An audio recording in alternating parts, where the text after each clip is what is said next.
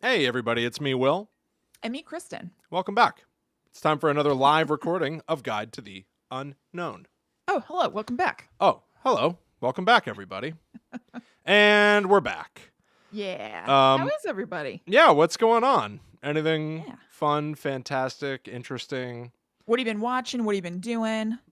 I can tell you, Kristen, a little story about what I've been doing before we Okay, please start do. the show and while people come in and take their seats and get their Great. popcorn. And so I don't know if I've mentioned it. I don't think I mentioned it on like the podcast, but certainly I think I've talked about it somewhere that we've had a mouse issue in Oh my this God. house for the Yep. last couple of weeks, and it continues, it lingers on, but our method of adapting has Has changed. changed. Hi, Allie KB. and I are only becoming more proficient and more clinical with surgical At murdering precision. mice. We're going to get rid of this. I think there's one mouse left. That's what I Oh. think. So, what we've done recently, we pulled our stove out because it seemed like the mouse might have been behind the stove. So our kitchen is in a total disarray. Then we put a bunch of steel wool mouse traps and tinfoil all over the floor back there, so it looks psychotic. Uh-huh. And you gave me your old iPhone. Yeah. I have that propped up doing a 24-hour live stream so that we Oh. can watch to see when that filthy mouse makes its move. Oh my God. And so just today, Allie and I've just had a hankering, we're all inside For mouse murder? for mouse murder. We don't go outside. That's all out the window. We're done with that. But you know what? We broke our one rule today. We went out to pick up some food from Panera. Yeah. And so while we were out of the house, we were sitting in the car eating Panera so we could have like a little vacation away. And we had on the dashboard the live stream of our kitchen to see when that mouse would come out. Allie my had sprinkled God. a bunch of little goldfish. And we were going to try to, I don't know, see when it comes out and what can we do, whatever. So we're sitting in the car, kind of camping out cloistered, eating Panera, and I'm drinking coffee, and we're watching this footage. And it, I think, straight up, is the closest we will ever get to getting to be on a police stakeout. Yeah. It was so much fun. We're watching what is amounting to essentially a static image of the floor behind our oven where we know this mouse is, just waiting to see. Like, we've been out of the house now for like 20 minutes. So the mouse is Yeah. probably starting to get a little comfortable in there. Maybe it wants to sneak out and get some of those goldfish. And no sooner do we start like looking at the stream aggressively, the mouse peeked its head out, starts wandering around in that little area behind our stove, eating all the goldfish that Allie left. She left a little trail of goldfish leading to a mouse trap. But this, I think it's the last mouse. And I think that it has learned that the traps are no bueno. So it has been avoiding them. And you can see this little son of a bitch sniffing around, curious about the mouse traps. Some of them have cheese in them. Some of them have goldfish in them. Some of them have peanut butter in them. And you can see the mouse wants it, but you can also see it rethink, oh, no, I should back off from this trap. This is not safe. And my you can God. watch it. You can watch it avoid all the traps that we placed. This little monster. Genius. But I felt kind of cool. And then, we came Yeah, home. no, and- it definitely is cool. Anyway, that's what I've been doing. I don't know. I thought it very much like felt like an old like detective show Yeah. or something.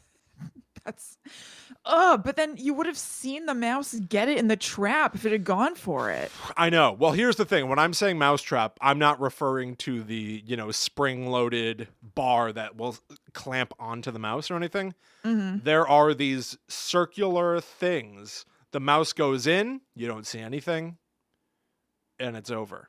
All right, that's much better. So it was less of a snuff film, and Yeah. but the mouse has still avoided the traps. I'm my God. not happy.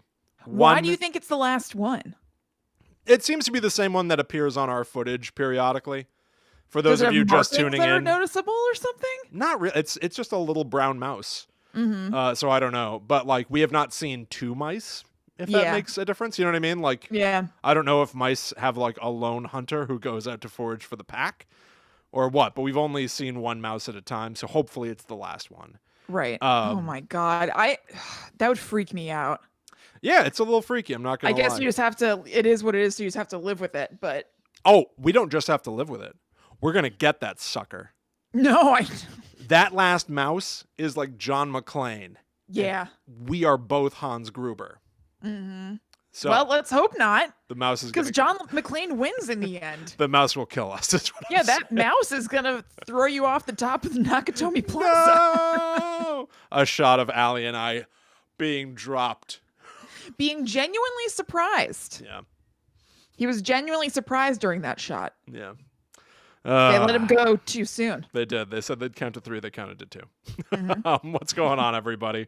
Yeah, hi guys. Welcome to the show. Brittany says she just paused episode 27 to come listen live. Amazing. Re-binging from the beginning. That's super cool. That's awesome. Oh, good. What was episode 27? Is there anything Yeah, I good in wonder. there?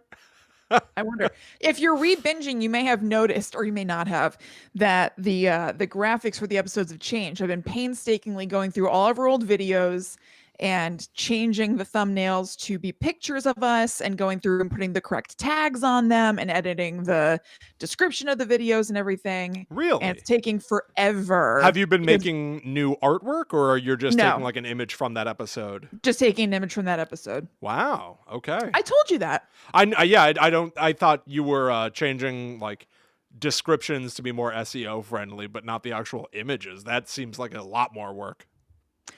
It's just work because it's YouTube slows down like crazy when you're doing that. It gets really, really glitchy. Gotcha. So, but I've gotten through. I think I'm almost done. I'm on episode like 100 and something. Wow. God damn. Look at you. I spent a ton of time doing it. Yeah. Hey, well, this is episode 129 we're about to record, right? Yeah. So you're definitely getting there. Not bad. Cursed Movies. Excellent. That's what episode 27 is. Cursed Movies was super fun. Yeah. Yeah, good time. Party. Radical. And now there's that Cursed Movies thing on Shudder. I know, I saw that. I started to watch it because I'm in the midst of a Shudder trial. And then I was like, you know what? Not that I know everything, but I was like, I know all this. I don't really feel like watching an hour-long thing. Really? Because we covered it so well? Yeah, kind of. All right.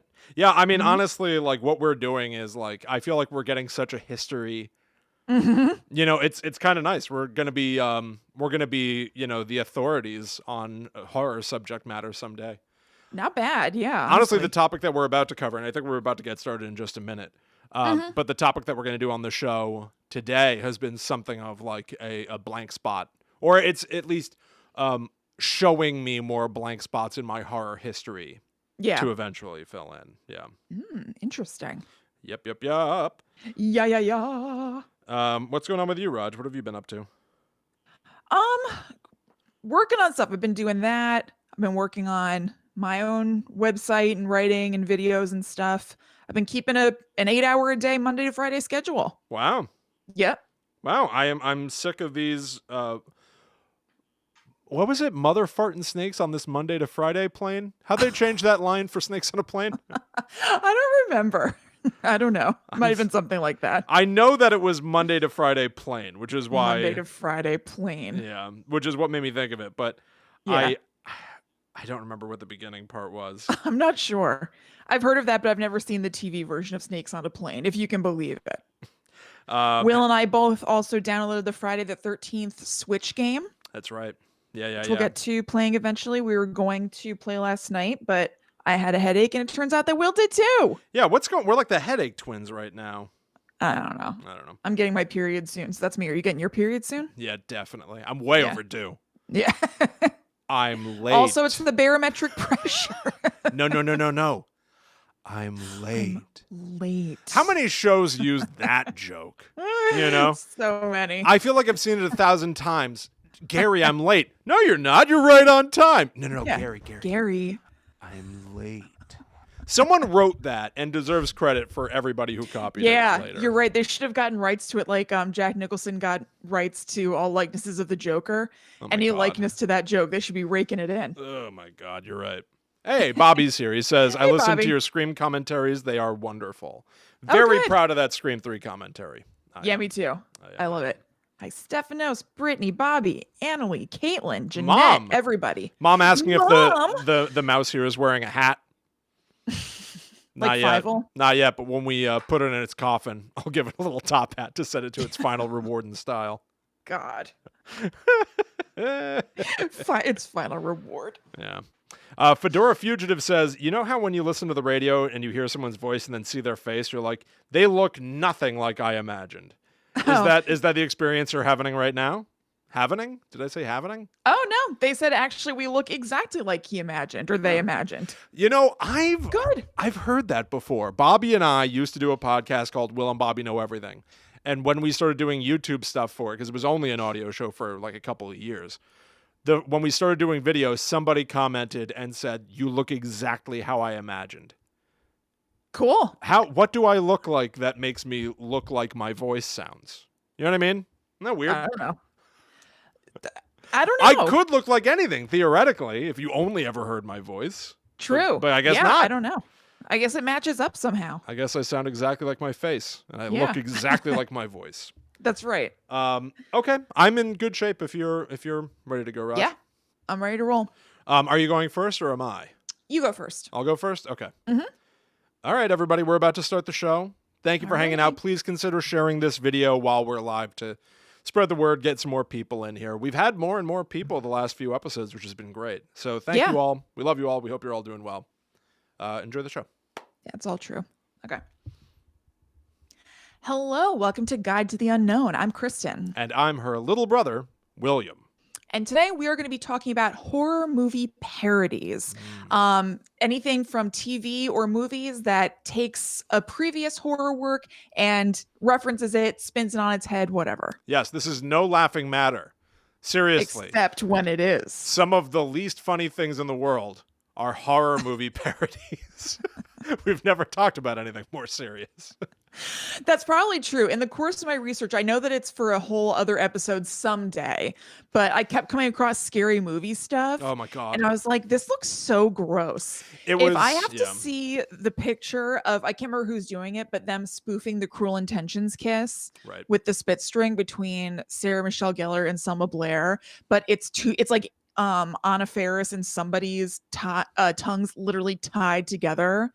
It's so gross. I don't want to see that again. Yeah, my search results are screwed after this episode. Honestly, like I watched so many clips from Scary Movie, so many trailers for all the like other horror parodies that have been made. Wait, are you talking about Scary Movie? Oh yeah, of course I am. How am I not going to talk about Scary Movie? You said we should do a whole separate episode about Scary Movie. Oh, I did? Yeah. Well, I accidentally did it for this. Okay, that's fine. Yeah, no, forever I'm going to get recommendations that are not to my liking. No. This was a hard one for me, everybody.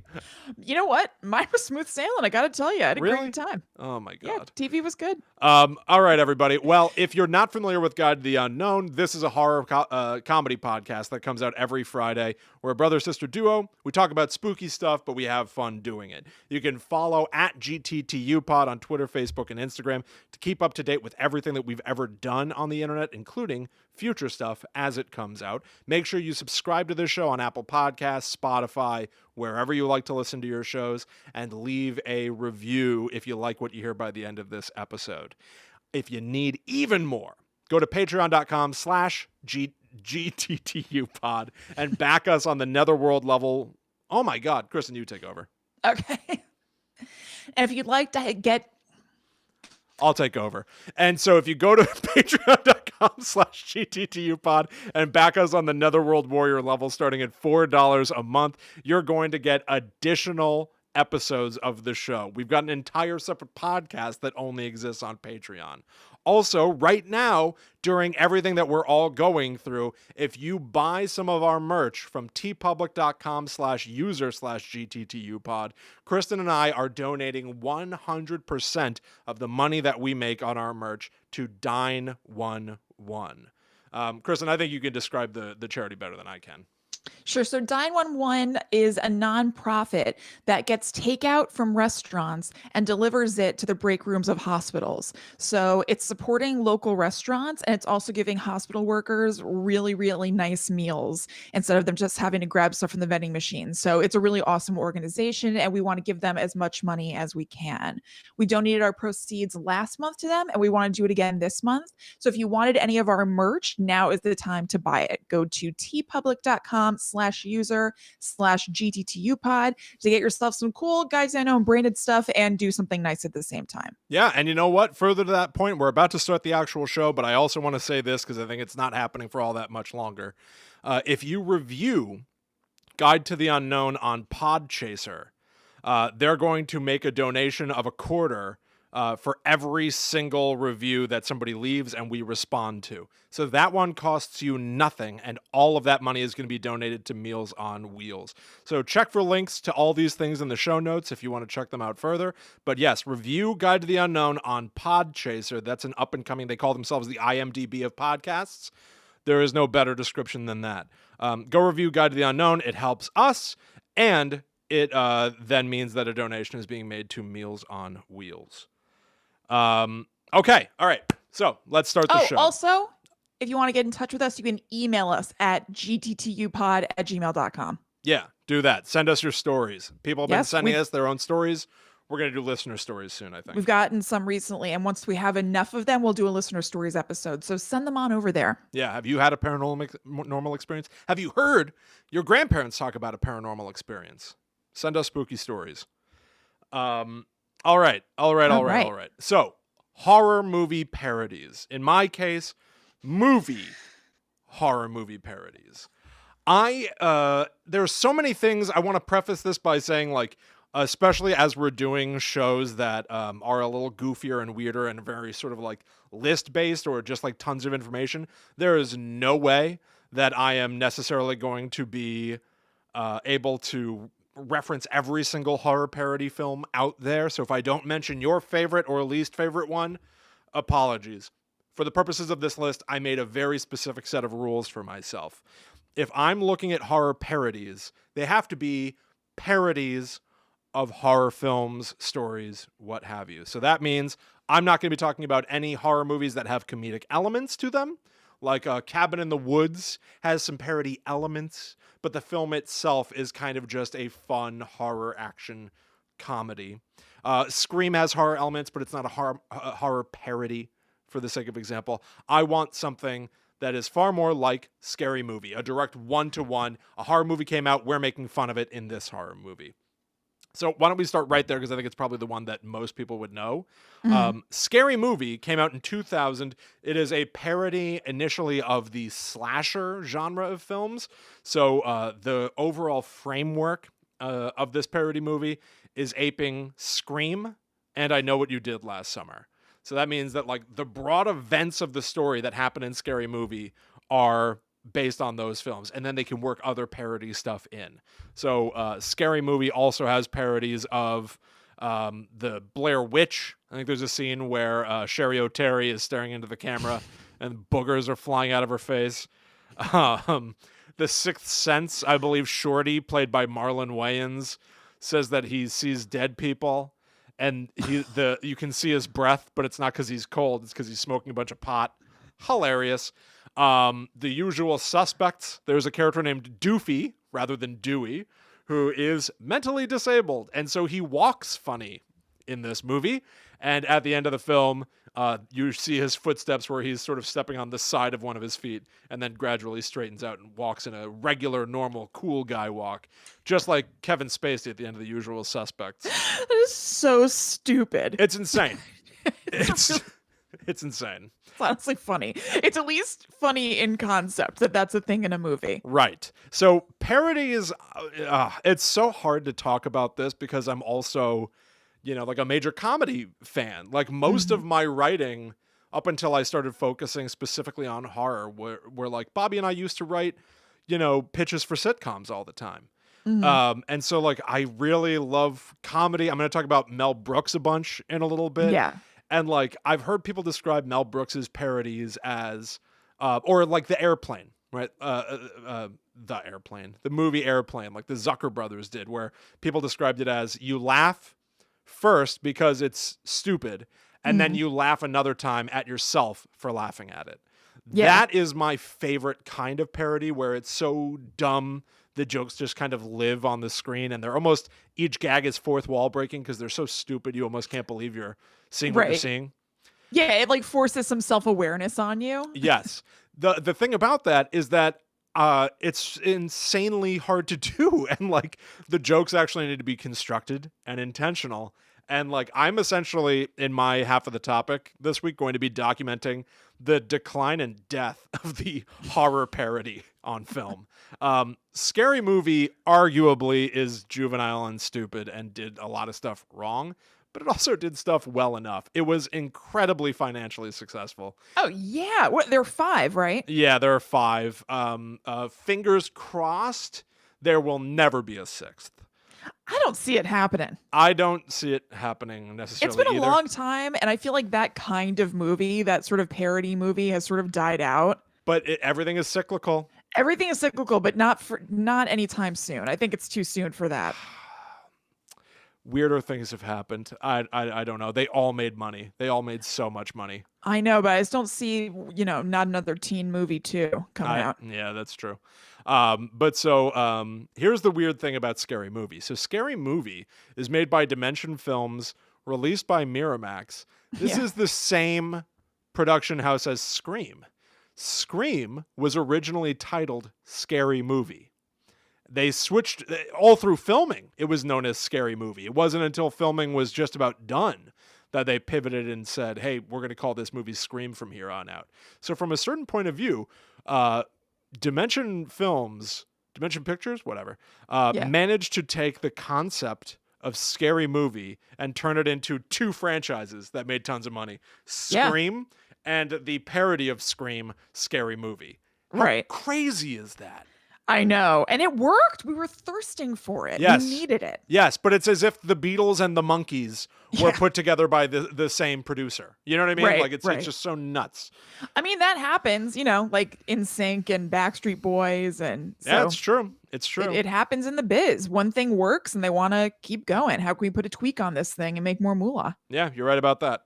So one of the weird things about the behind the scenes of Scary Movie. So the first 2 were put together by the Wayans brothers. Sean and Marlon Wayans are in them. Keenan Ivory Wayans directed. They started working on a script for this horror movie parody film. Evidently, Miramax was already working on a Scream parody film with Jason Friedberg and Aaron Seltzer. Do you know Friedberg and Seltzer? Do they ring a bell to you? You might know them as the brain trust behind Date Movie, Epic Movie, Disaster Movie, Vampires Suck. Oh my God. And The Starving Games. Oh my God. This went late enough that there was The Starving Games? The Starving Games. Oh yeah, Jamie Kennedy's in it. Oh my God. That was only a straight to streaming thing, right? Yes, I think so. But I Vampires Suck. Disaster Movie was definitely in theaters. Yes, definitely. They're also on their IMDb lists a future film called Star World's Episode XXXIVE equals MC squared. The Force Awakens the Last Jedi Who Went Rogue. All right. This is when I discovered the following. Friedberg and Seltzer have a following of people who hate them. Oh, that hate sucks. them with a brutal passion. So the trivia on IMDb for their Star World's, presumably Star Wars parody movie that I don't think will ever come out. Here's some of the trivia from IMDb for this film. And then we'll get back to Scary Movie. I'm sorry. They're just like, Seltzer sucks. Yeah, so here's the trivia from IMDb. This is literally the worst thing imaginable. Filmed with a baked potato. Kylo Ren will be played by a bucket of cheese. Wow. The directors of this film are living evidence that humans can survive without their brains. Rey will be played by Jennifer Coolidge, a.k.a. Stifler's mom. These are very lame burns. If you're trying to make fun of people for not being funny, pot kettle black. You've got to do better. Yeah. I just want to point that out. Crazy. Also, like, arguably, these are just dudes that are making movies. I mean, Yeah, listen, like leave them be. exactly. I want nothing to do with epic movie. I've seen most of these, by the way. I know you have. There was a period of time where Poppy and I would challenge each other to watch them. And then I always, whenever I put on a movie like this, will, like, scan the room to make sure that no one's laughing. If anyone laughs at anything in these movies, I like hold it against them. But so I've seen so many of these. That's why it's hard for me to do this. So anyway, Friedberg and Seltzer were working on a parody of Scream. The Wayans brothers' version started to move forward. The Writers Guild of America eventually had to step in to deliberate on the crediting for Scary Movie. And they ended up saying that Friedberg and Seltzer had to be listed as writers on Scary Movie, even though they contributed nothing to the script that ended up being used for filming.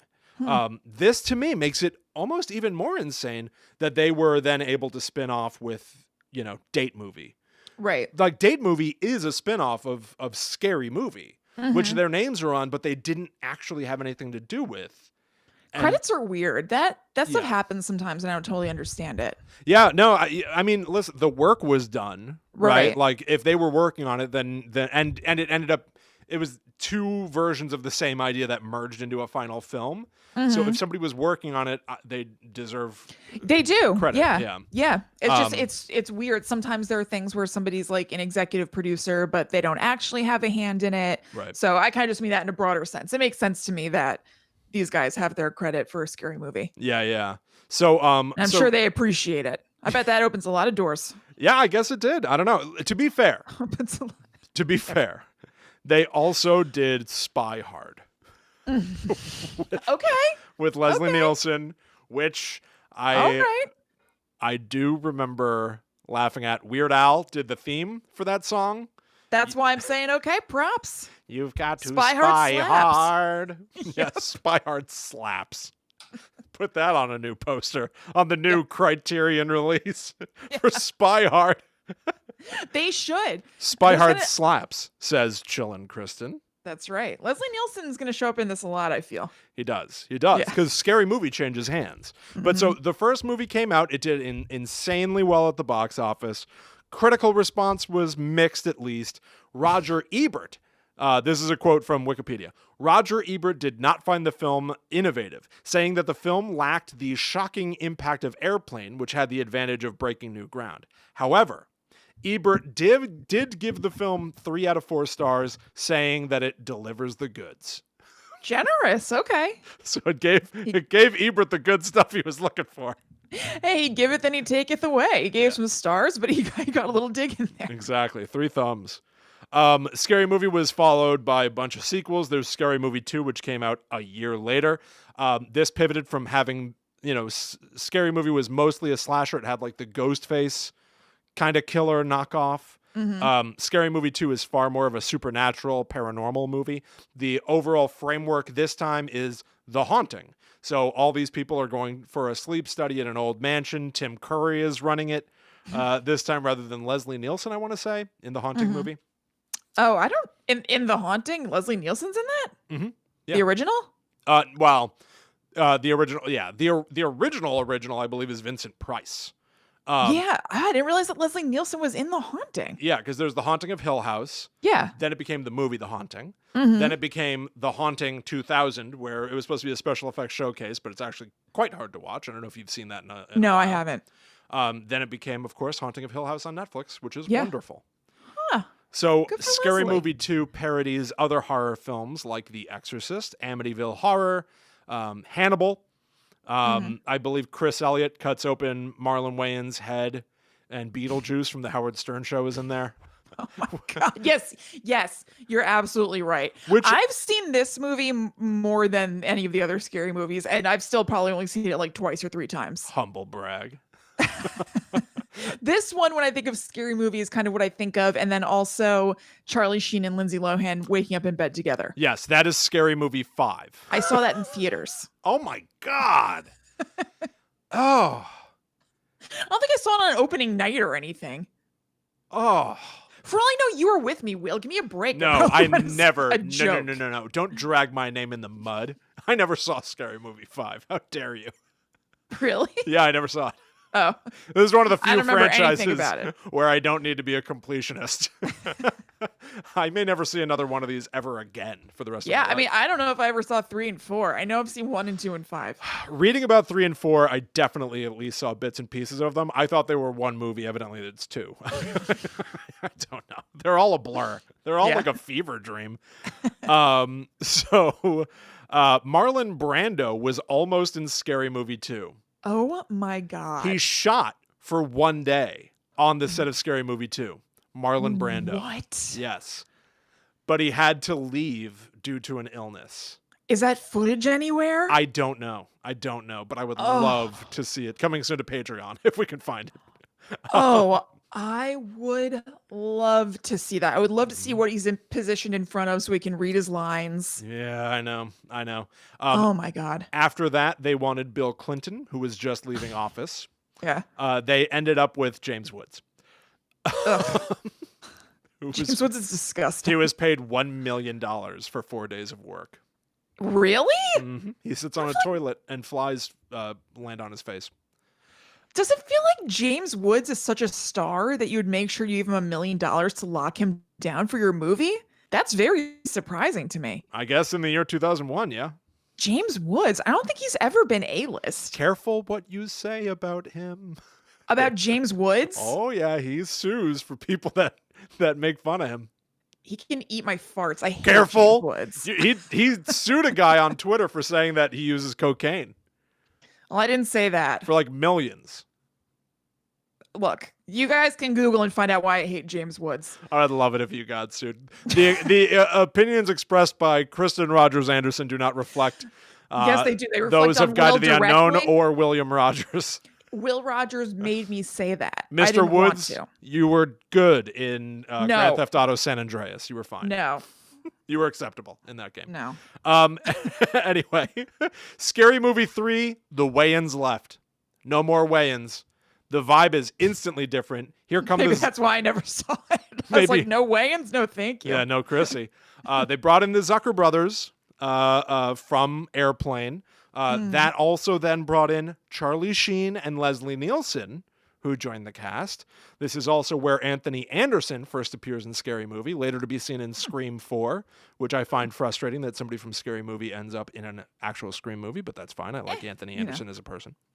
The overall joke framework is hung on a parody of The Ring plus Signs. Charlie Sheen and Simon Rex, plays his brother, are farmers.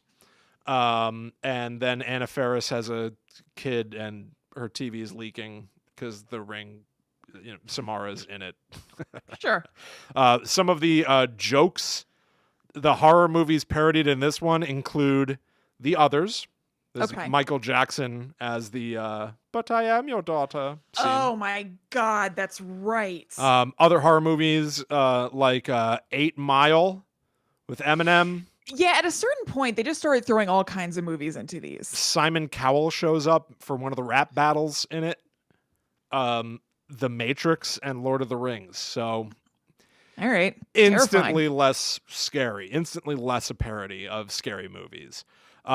Scary Movie 4, broad parodies, framework, movie structure parodies are The Grudge, The Village, and War of the Worlds. Other horror movies referenced in it include Brokeback Mountain and $1 Million Baby. I'm sure they handled Brokeback Mountain respectfully. Yes, I'm sure they did. Who can say for sure? We may never For know all what I they know, did. they did. Yeah. They also had their cold open of this film was a parody of Saw, where Shaq and Dr. Phil wake up in the bathroom from Saw. And What reality is this? Doesn't this sound... Shaq has to sink a free throw to save his own life, and he can't. Oh my God. And Dr. Phil accidentally cuts off the wrong foot. Oh my God. Are you laughing yet? Yeah.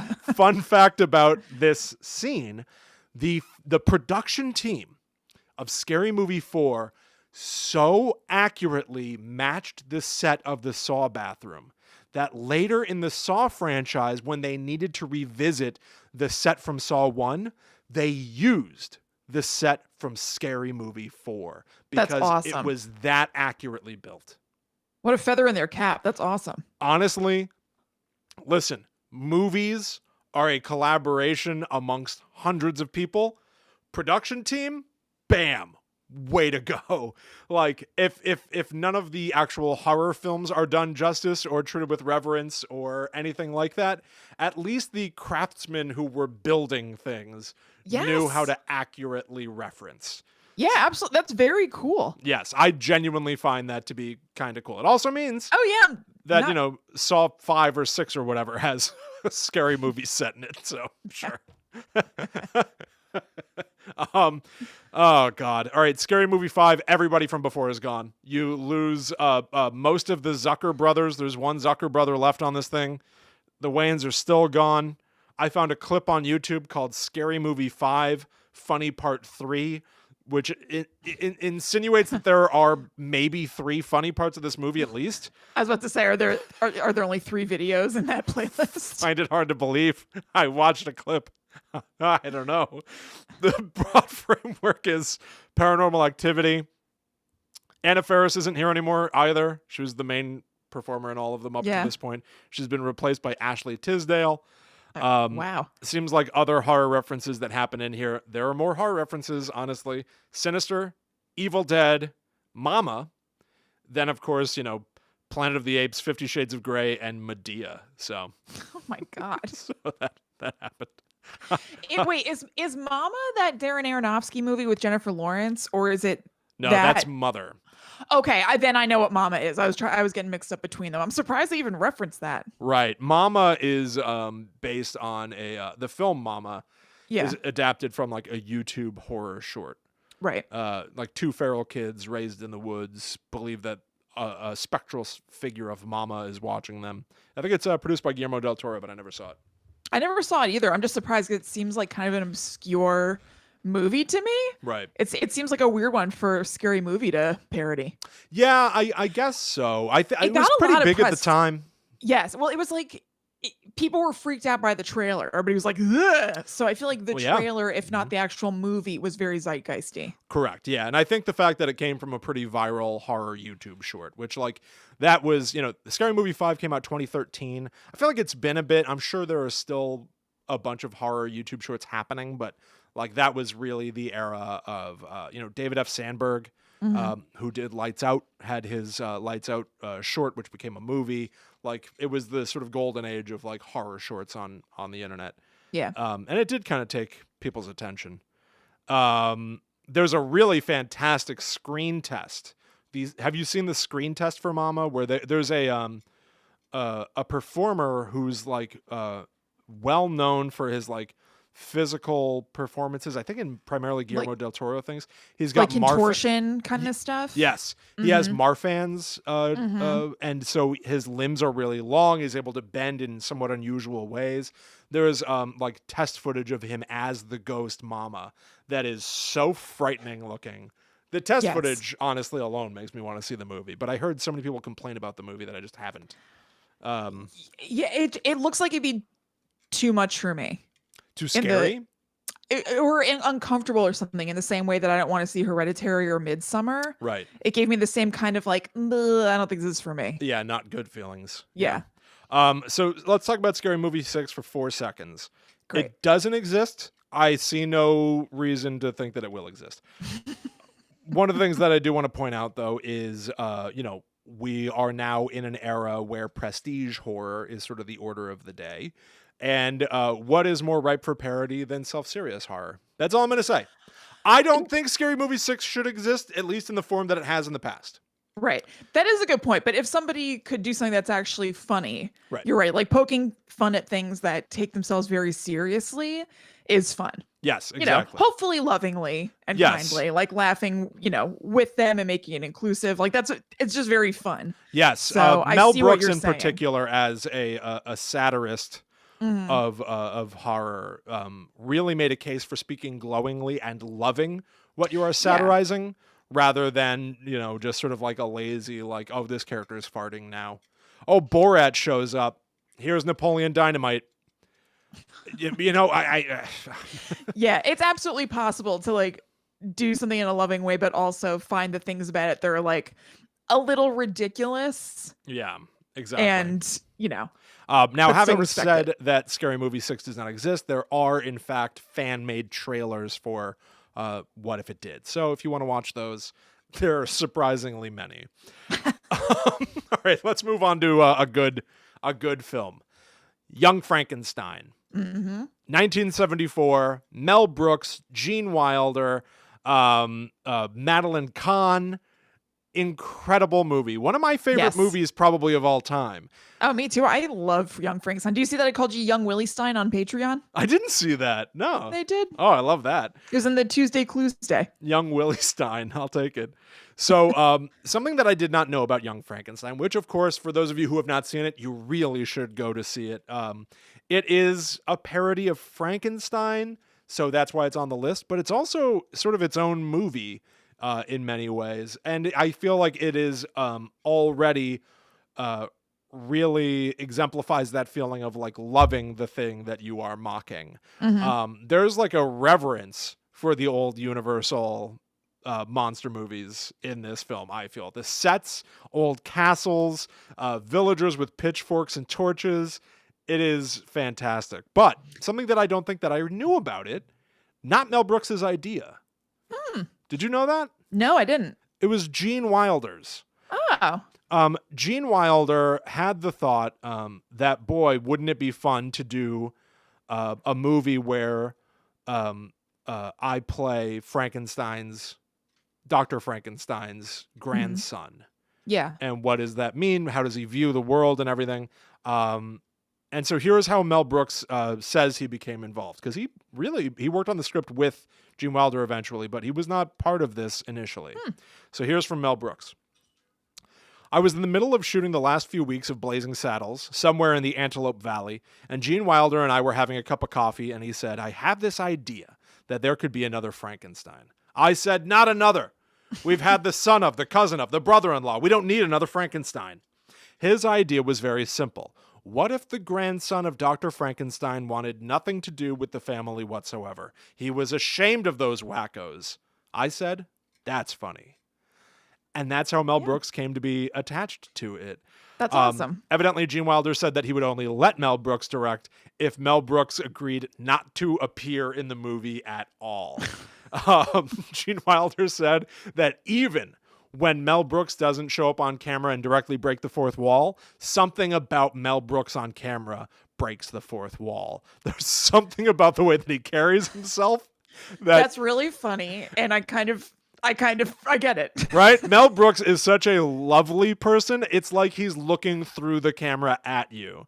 When he nudges you with a stupid joke that he knows is stupid, but he also knows is going to get you, you feel him come through. Yes. You know? And so I can kind of see that. That's really funny. Now, I have to assume that it was Young Frankenstein, and not only the incredible like lightning in a bottle vibe of that movie, but also the fact that it did really, really well critically, that propelled Mel Brooks into making High Anxiety, which I think less people know.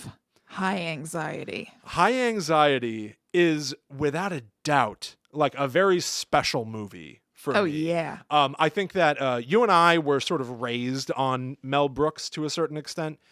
Yeah, definitely. Our dad was a gigantic fan, got us interested in the 2,000-Year-Old Man, which is partly responsible for why I got into podcasting in the first place. And High Anxiety in particular, our dad was a big fan of Alfred Hitchcock as well. And I remember Mom watching, Alfred Hitchcock Presents on TV or something like that.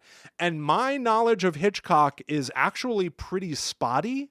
Mine too. That's a big blind spot for me. Yeah, but High Anxiety as a parody of Hitchcock, I am all over. I can't tell you how many times I saw this movie. When Allie and I first started dating, I made her it was like important that I make her sit down and watch High Anxiety. I attempted to make her breakfast at the same time. It took me longer to make breakfast than the length of the movie, but whatever. It's great. I think that like the swirl of him in the intro of High Anxiety was my first Facebook banner. Is that right? Like on your thing? Yeah. It's such a great movie. It is the first time that Mel Brooks has produced one of his own films or any film.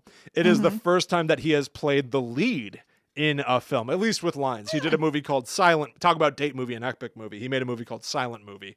Yeah. I've never seen that. Neither have I, but I at least know the history a little bit. But so this is the first time that he's the lead character, cracking the jokes. He's carrying the story. I think he's amazing. He plays Dr. Richard Thorndike, and he sort of uncovers a little bit of a murder conspiracy. But okay. So anyway, the movie pulls from Vertigo, Psycho, North by Northwest, The Birds, The Man Who Knew Too Much, Dial M for Murder, and so many more. And here's what Mel Brooks had to say about it. I watch the kind of film we're making with the director of photography, so he knows not to be frivolous. He's got to get the real lighting, the real texture. For High Anxiety, the question was, what is a Hitchcock film? What does it look like? What does it feel like? How does he light them? How long is a scene? What is the cutting? When does he bring things to a boil? We just watch everything. He is like a craftsman and an artist, and he wasn't setting out just to make an Alfred Hitchcock parody. He was setting out to essentially make a Hitchcock film. Yeah. One of the things that this movie got dinged for, because it had more mixed reviews than Young Frankenstein, was a lot of people pointed out that Alfred Hitchcock himself has a bit of a sense of humor. So how can you make fun of something that isn't necessarily all that self-serious to begin with? I personally think that of High Anxiety less as a mock and more of a sort of like love letter to, or... Yeah, I barely even see it. I mean, no, I guess it is a parody, but...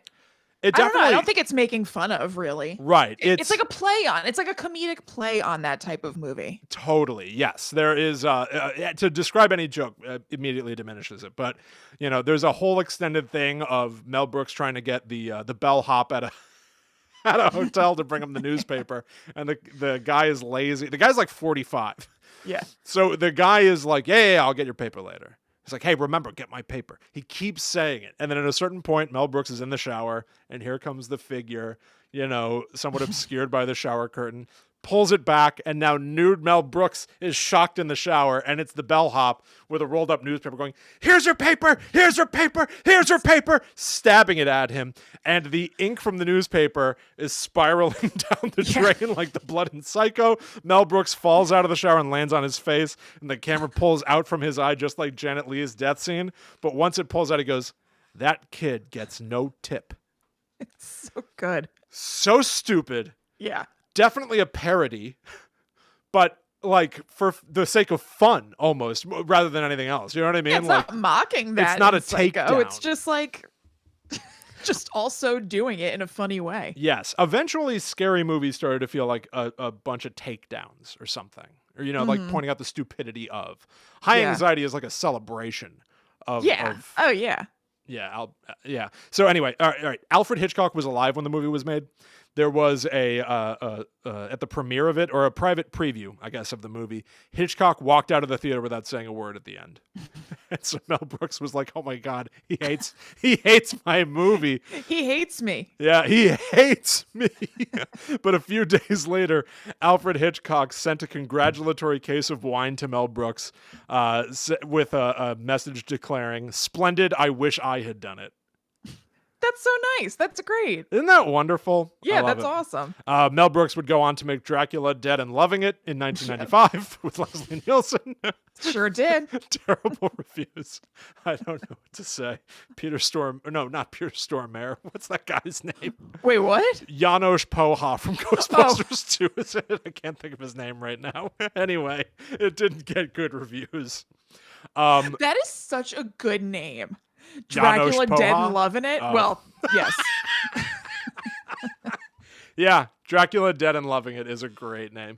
So it is almost like, maybe Mel Brooks could have had his like monster parody films. He did Frankenstein, he did Dracula. Maybe if it kept doing well, he would have done Wolf Man, Invisible Man, Creature from the Black Lagoon, who knows? But True. it did not do well. So we will What can you do? we'll never know what could have been.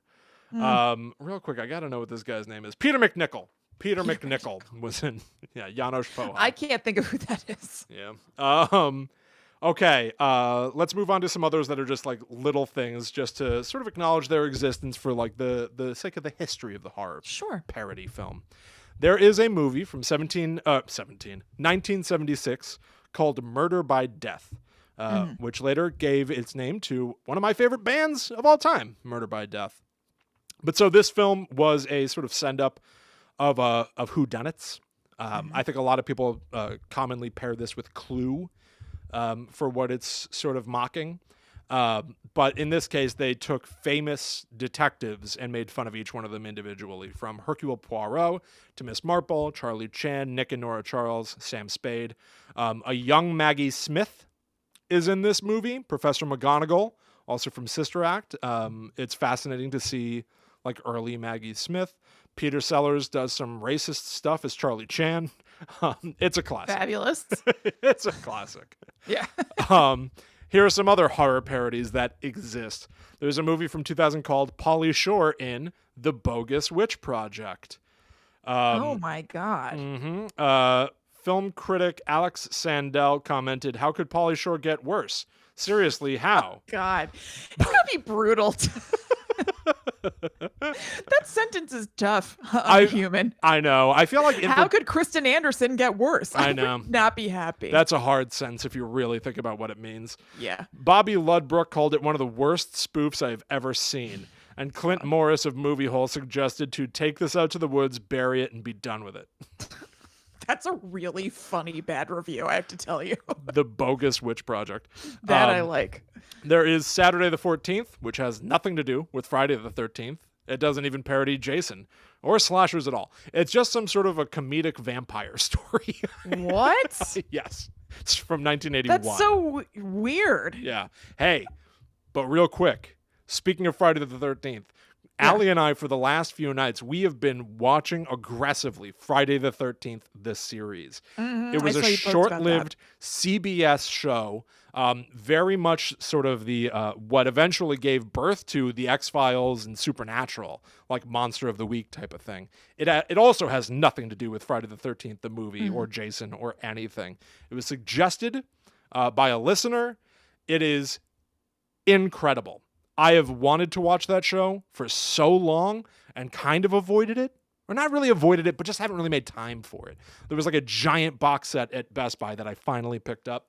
Yeah. And man, it is great. The fact that it like hooked Allie is like, it's like what we're doing every night, basically. Yeah, I'm surprised. I'll have to borrow that from you. You really should. There's an episode directed by David Cronenberg, and they definitely like, it's a TV show that like all the trivia online is like, they had 9 days to make an episode.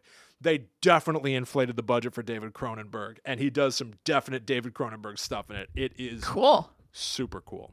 Oh, sweet. All right, there's Repossessed from 1990 with Leslie Nielsen. Yeah, yep. And Linda Blair, who played Regan McNeil from The Exorcist. I think I've seen this. I've definitely seen this. It is a parody of The Exorcist, made 17 years after The Exorcist.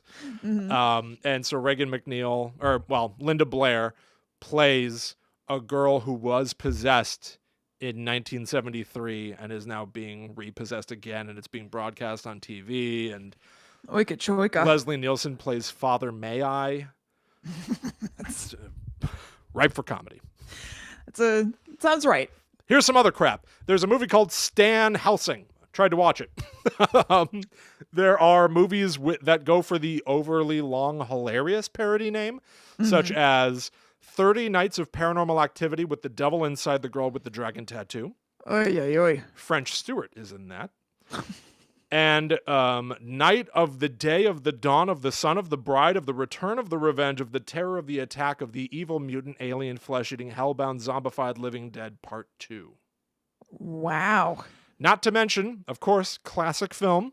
Also came out in 2000 alongside Scary Movie to parody Scream. Shriek If You Know What I Did Last Friday the 13th. Oh my God, that's right. Yep. Tiffany Amber Thiessen is in it. alongside Tom Arnold and Coolio. That is crazy. Here is that came out. part of the synopsis from Wikipedia. Now, you know that like horror movies usually have like clever character names to parody stuff, right? Like Anna Faris in Scary Movie is named Cindy Campbell because it's a play off of Sydney from within the movie and Neve Campbell who played her. Right, very fun. So here's from Wikipedia. While in her house alone, teenager Screw from behind. Oh, what? That's not even a name. Screw? What's her first name? Her first name is Screw. Oh my God. You know, because Drew Barrymore was in Scream. So Screw from behind. Oh my God. I didn't even realize that was what was going on. And the hits keep coming. I feel like that's a deep cut. I don't know if that counts as a deep cut. Yeah, as I was saying, it's not really a deep cut. A stretch. That's a stretch. Well, that's a stretch, all right. Yeah. So while being chased by the killer, Screw accidentally runs into a bug zapper and is electrocuted. The killer is disappointed that he was not the cause of her death and lights a cigarette, leading to the melting of his evidently Jason Voorhees mask, which melts, they say, revealing a Scream mask underneath. But I think it's the goalie mask melts into the Scream mask. Okay. So, I don't know. I can't picture this. Listen, I don't want to. Listen. And thank God there's no visual aid that could help me wrap my head around it. I've tried watching this. Tom Arnold plays Doughy instead of Dewey. Yeah. Yeah. Marlon, did you own this maybe? No. Okay. No, that like hurt the insinuation of that stung. No, you could have gotten it for a 5-finger discount from Suncoast. Hey, whoa. You've said that before. And I'll say it again. I used to steal a lot of stuff from Suncoast. Yeah, I wouldn't have said that if I didn't know you'd said it before. Ever wonder why you haven't seen Sam Goody in a while? Will put it out of business. Yeah. Anyway. When he was like young. Yes. A Haunted House. Marlon Wayans tried to get back into the horror parody game. This time to do a parody of found footage horror movies. Made 2 of those. They were wildly negatively reviewed. He did not do it with his brothers. I almost wonder, because he was the one that kicked off the Scary Movie franchise. Like, could that have been better if it had been more of a group thing? Right. So yeah, if only. All this leads us to our finale, which ironically means that we need to look back at the beginning. The first ever horror parody that I could find was from 1925. It is a silent film. It is a parody of Dr. Jekyll and Mr. Hyde, starring Stan Laurel of Laurel and Hardy. Yeah. The movie is called Dr. Pickle and Mr. Pride. What's it about? About 25 minutes long. Nice. And I watched it. Yeah. It's on like one of those like government archive things. So I watched the whole thing. So Dr. Stanislaus Pickle successfully separates the good and evil of a man's nature with the use of a powerful drug. Dr. Pickle's 58th Variety, a spoof of Heinz's 57.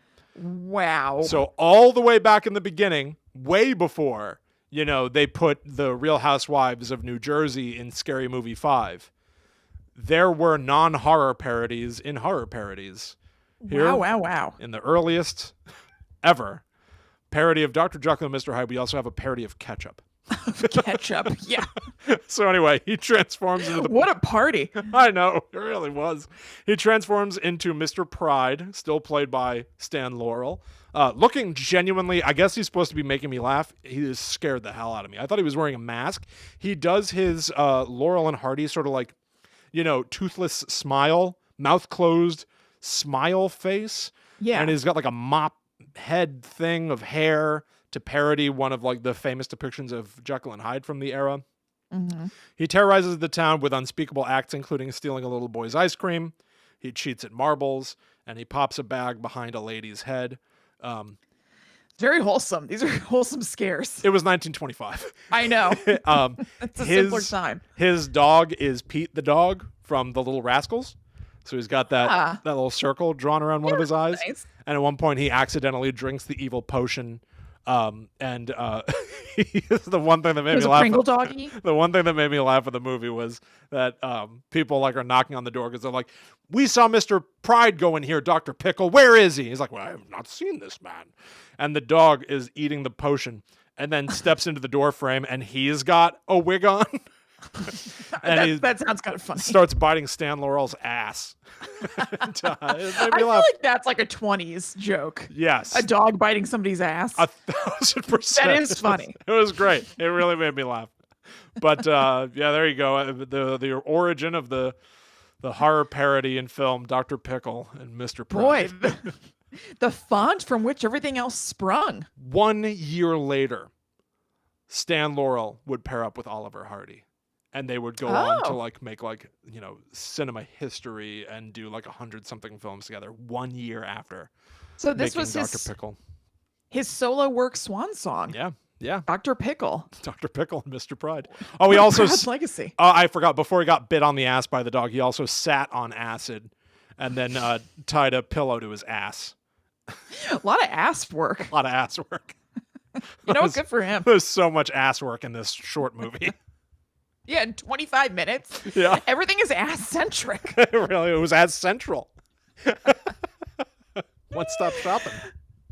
That's amazing. I have to mention, Will, before we move on, this isn't as explosive as when your YouTube turned on to, what is it, Gamer Grumps or something? Was that what they're called? Yeah. Game Grumps. The volume on my phone keeps just going on. Oh, really? And my phone has been turned over next to me on the table on airplane mode. Oh my. But you might see in the video every once in a while, like it's only happened a couple of times, but I've been like, what? Because I can hear you talking. That's because weird. I had the YouTube video playing on mute before so I could see the comments from people in the live chat. And every once in a while the volume is going on. Dear David. I don't know why. Still getting us even when we're social distancing. Exactly. So I just wanted to document that Dear David's antics are afoot over here at my house. Well, good to know he's not here. Yeah, he's hanging out over here with me. We're quarantining together. Take the night off, David. Yeah. Okay, so I am going to talk about horror parodies on TV, and my main focus is going to be on the show Psych. So I think I mentioned it on the show last week. I feel like I'm talking about Psych like every week now, but yeah, you're a real Psych head. I guess so.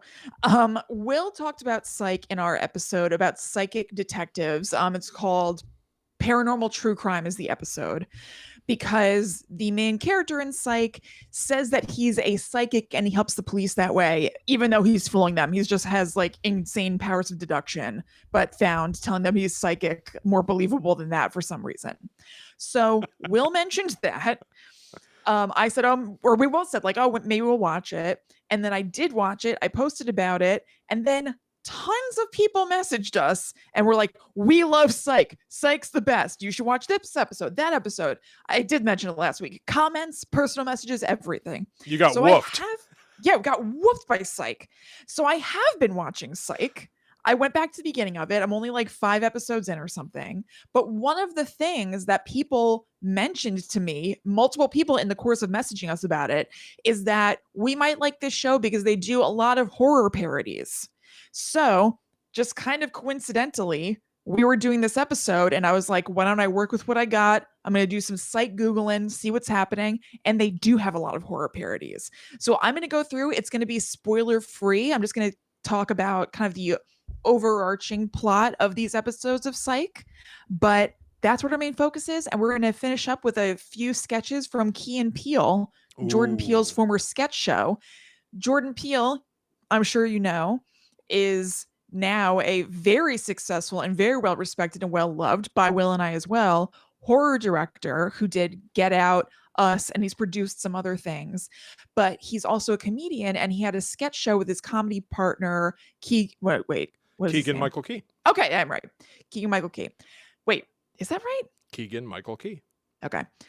And his horror stuff kind of showed itself in there during the sketch show. So I'll talk to you guys a little bit about a few of the things that he put in there. What a good call. I don't know that would have come to mind, but like, yeah, I didn't watch much of Key and Peele when it was on TV, but I will occasionally fall down like the YouTube rabbit hole on Key and Peele.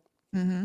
And man, some of the like obscure horror references that happen in there or sketches that dovetail into horror endings. Like it's pretty wild. It's pretty awesome. There were tons. I picked 3 sketches that I felt fit most the parody mold, but there are tons of sketches that are just kind of horror themed altogether. Totally. You know what? Why don't I just start with that because we're talking about it? Why save that for the end? Sure. Okay, so the 3 Key and Peele sketches that I pulled to talk about. The first one is called Zombie Attack, and it's in season 1. So the deal is that you kind of just gather by ambiance that there is some sort of apocalypse going on. Jordan Peele is he's in an abandoned church, and it has all the chaotic hallmarks of a zombie apocalypse. It's like all cluttered. He's all sweaty. He's like holding a big gun. And then Key comes in dragging a third person and yelling, "He's been bit. He's been bit." So then Peele is like, okay, I know what I have to do. And like very typical zombie movie thing of like, he's going to have to put this guy down to put him out of his misery. So he's like, agonizing over it and like, just like screams to himself like, God, I have to do this, and to psych himself up. And he's like, I love you, Tommy. And then he points the gun at his friend and shoots him. So then he and Michael Key are like crying in the aftermath of it. And be like, I can't believe this happened. And Key is like, so the zombies are, they're raccoons, right? They're like, the zombies are raccoons, right? That's like, what's going on here? And Peele's just looking at him like, what? And he's like, no, they're just regular zombies. It's not that raccoons are zombies. And Peele's like, no. And he's like, well, crap, you just killed Tommy. The thing is that Tommy got bitten by a raccoon. For some reason, Key thought the raccoons were infected with a zombie thing. So they did not have to kill Tommy. He was just bitten by a raccoon. Oh. It's 1 minute and 30 seconds long, and it's good. Okay. Maybe it's a little confusing. I actually had to rewind it. I was like, what's this about raccoons? Yeah. You get the point. I'm like, okay, I get it. They didn't have to kill him. But like, what? Yeah. But yeah, that's confusing. I was like really enjoying myself. I was like grooving on your storytelling for a bit, and then I just hit a real like, well, wait, what now? What are we talking about? If you watch it, you'll feel similarly, but the way they're playing it is good enough that you're just like, all right, that's a weird way to get to that, but fine. Okay, fine. It was all fun. Yeah. Okay, so now we're going to talk about the sketch Suburban Zombies from season 2. This I was surprised to see co-stars Kevin Sorbo, the guy who played what's his name? Hercules. Yeah. He's only for like 30 seconds. So this one I guess I basically tell you the whole thing. So he is in it for like 30 seconds because he's, again, you get the lay of the land quickly. He's walking Key and Peele out from behind a house with a gun, like he's kind of their caretaker. And he's like, stay close. The sheriff's department isn't too far. We can get to it. He's like, I'm going to get you out of here, like a hero to both of them. Then a bunch of zombies swarm and just start attacking Kevin Sorbo. And so Key and Peele haul ass. They run and they're hiding behind a car and they're kind of gathering themselves up like, okay, we're going to get to the sheriff's station. It's not that far. We just have to run. Just keep running and let's stick together. And they poke their heads up to like look from in front of the car, and there are dozens of shambling zombies out there that they're going to have to like make their way through. It's like, okay, let's do this. And they start running and they realize that no one is going for them. They're just like, like they eventually can just like slow down and it's like no problem at all. The zombies are just not interested. Mm-hmm. And they're like, what is this? And like one of them kind of like waves their hand in the face of a zombie and they're like, what's the deal here? And then they walk by a car that has 2 zombies sitting in it with the windows rolled down, and the zombie like all zombie like raises his hand just like to lock the car windows or to lock the car. And they're like, these zombies are racist. Like, what the hell? Like, why'd you even lock it? The window is open. I can reach through and touch you. And they're just like, this is crazy. And then they keep walking, and one of their neighbors is a black guy staying in his lawn. He's like, oh, hey guys. And they're like, what is going on? He was like, I know it's great. These racist zombies aren't paying any attention to us. Finally, we can just like hang out. We're having a party in the back. You want to come back? And they're like, yeah, sure. So like go in the back, and it's like a ton of black people having a party. And the last shot is a white zombie crawling over those people's fence to get away from them. That's pretty genius. That's great. pretty funny. So that's Suburban Zombies. Yeah. Then the final Key and Peele sketch. This one I don't give away because, like you were saying about something earlier, explaining the joke, it's not going to be funny for certain things, for most things. This is a real good one. I think you should go look at it. It's called Make a Wish, and it's from season 4. So I think it's a total you had to be there thing, but I loved this one. It's Jordan Peele playing a little kid who's dying in the hospital, and he has some highly unconventional requests of the Make-A-Wish Foundation. So it's Keegan-Michael Key standing over him as a doctor, and Lauren Lapkus playing like a Make-A-Wish lady. And just one of the requests, Jordan Peele's playing it so well. It's so funny and so weird and so recognizable as a scary little kid parody. Like the kind of thing that you would never think of as a specific scary little kid thing, but watching him do it, you're like, oh my God, that is what they're like. Right. And obviously, you would have known at the time, but especially we know now, Jordan Peele knows his stuff. So yes, like I said, there were a lot of horror sketches to choose from.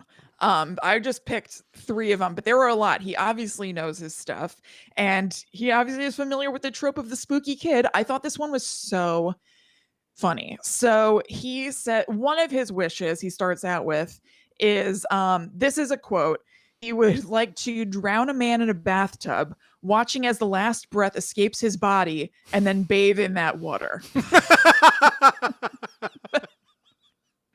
It's really good. There are a few more than that.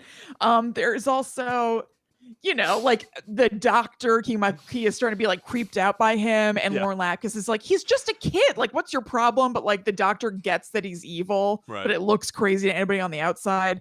It's very good. Oh, that's excellent. Yeah, there's so many sketches of theirs that like, there's the guy that loves continental breakfast. And then at the end, the whole thing is just him eating muffins and laughing. But then at the end of it, he's talking to the guy at the front desk and he's like, now this happens every day, so I'll come back tomorrow. And they go like, yes, of course, sir. I mean, but don't you understand? You've always been here. And he kind of, yes, like nods. With delight at the implication. But it's like, oh, that's a Shining thing just in there. There's the famous Gremlins 2 pitch meeting sketch. Like, there's so many incredible horror references on Key and Peele. Yeah, and I have an article that has a bunch of them linked in the show notes, so you can go check that out to watch these. Awesome. Another one that it was just indicative of like how into horror movies he is, because this wasn't a parody or anything. It was just using horror movies as a jump off point. It was like him and Keegan-Michael Key leaving a scary movie and acting like they weren't scared of it, but they like don't want to part ways to go to their separate cars. So like, no, actually I'll walk you to your car and then you drive me to mine. Like that makes sense. And they're like walking and being like, I mean, it's totally ridiculous that they said that there was a demon that popped out of a trash can, but they're walking by a trash can, they like give it like a humongous birth. And like he just clearly like loves horror movies and just works them in as an organic part of his comedy. Yeah, I love that so much. It was fun to see. I also haven't watched a lot of Key and Peele. I've really just watched like piecemeal sketches online, but they're great. I love it. I know, it's so funny. I don't know what I was doing when it was actually on TV. Same. I wonder what's happening, or if it's still happening. That show on Netflix that they were supposed to do where there were demon brothers who are going to be escaping hell. It got announced like 2 years ago. Do you remember I told you, not on the show, but I told you when that show Lock and Key came out, I got very excited because I thought it was that, even though that makes no sense. It was literally just because the word key is in the title, and I've been excited for that show for 2 years. Right.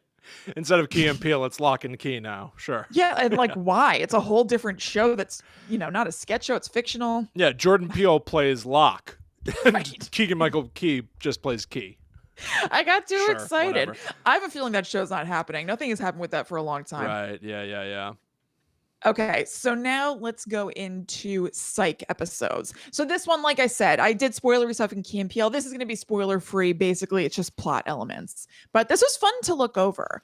I started to watch the Clue episode of this yesterday. There's a Clue parody, but as we mentioned already, Will and I both had headaches, and this is not a good show for a headache. There's a lot of action, a lot of comedy, a lot of joshing around and running, and I was like, oh, I can't.